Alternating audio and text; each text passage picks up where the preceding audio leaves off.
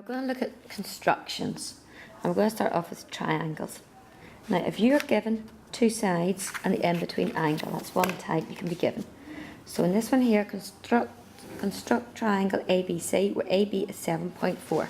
So I'm going to draw a line 7.4 first of all. And make sure you are accurate when you're drawing these lines, and label it as you go along. That was AB. So AB. The side AC is 6.8 centimetres long, and the angle at A is 40. So if I put the angle at A as 40 first of all to get my direction, and then that line is to be 6.8. So just measuring up from here to the line, to the point to get the direction right, and you're going up to 6.8. That's your point C, and then just join it down to B. The next one you could be asked is if you have two angles and the in-between side. So construct triangle PQR, where PQ is 9.6. So we'll get that drawn first of all. So 9.6. And you're told the angle at P, so I better label this PQ. The angle at P is 44 degrees. Just putting the protractor on at P. So 44 degrees is there. But I'm not told any length of this line, so what I will do is I will just draw a line like that. The angle at R is 98 degrees. So put protractor on, 98 degrees. Brings me to here. And joining that up. Now, you can clearly see my lines don't match or don't meet. So make them longer until they do meet. Now in the question, they will want to see that wee overflow bit there. The next one is if you're given three sides.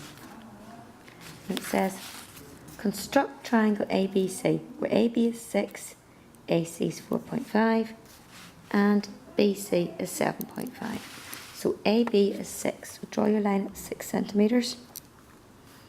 And we'll label it AB. So AB. The line AC is 4.5. So this time, I haven't got any angles, so I'm going to have to use my ruler and compasses here. So AC is 4.5. Open your compasses up to be 4.5. Put your compass in at A and draw an arc of a circle. You're told that the line BC is 7.5. So open up your compasses to be 7.5. Put it in at B and draw your circle, or your arc of your circle. Where the two meet is the third corner of your triangle, and you must keep in those construction lines. They will look for those arcs. Do not rub those out. That's all the type of triangles they can ask. They can't ask you anything else. Now bearings. Always draw in a north sign and measure clockwise. Always give your answer in 3 figures. So a ship sails 43.5 kilometres due north from harbour edge to position P, and then 46 kilometres in a bearing of 0.72 from P to Q. Use a scale of 1 centimetre to 5 kilometres and find the direct distance and so forth. So, a ship sails 43.5 kilometres. Now let's get what that will be in our diagram. So 43.5, our scale is divided by 5. So 43.5 divided by 5, that line is going to be 8.7 centimetres. Now I'm going to run out of space, so let's use a different page here for this one.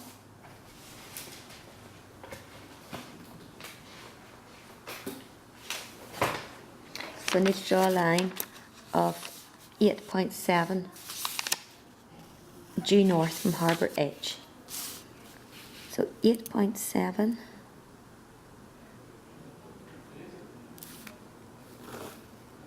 will bring me to here, and it was from a ship sails due north from harbour H, so that's H, to a position P.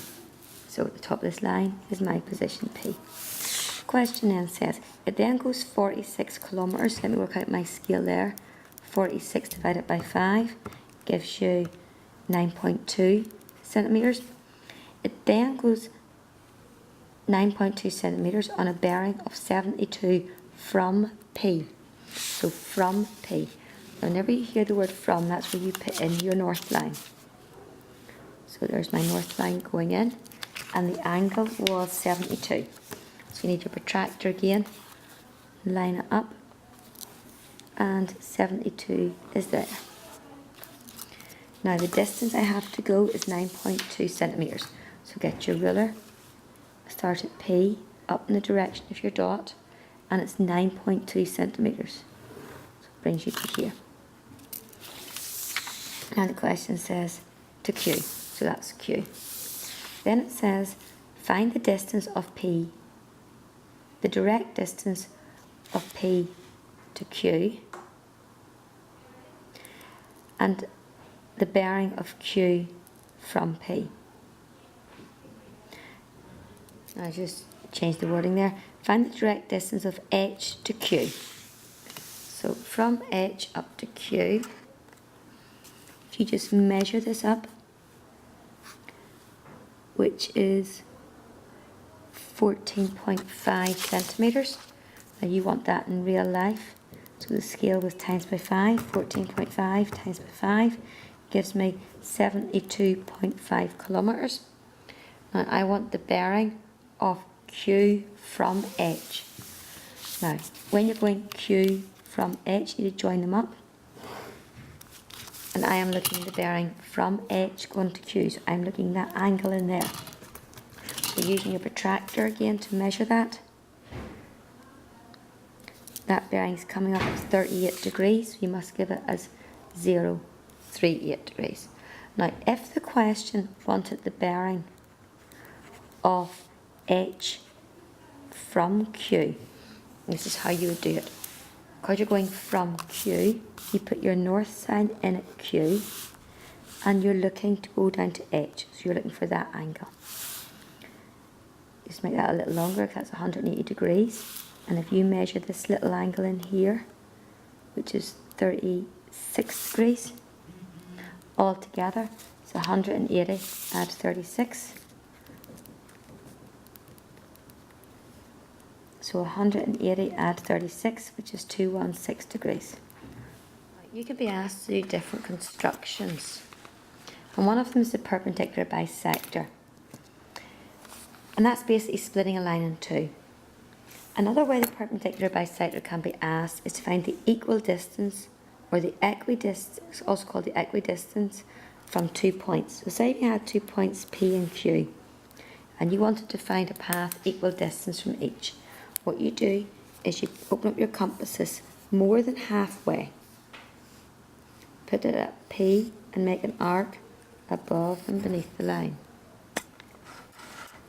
Then don't open your compasses or close your compasses anymore, put it at Q and make another arc above and beneath the line.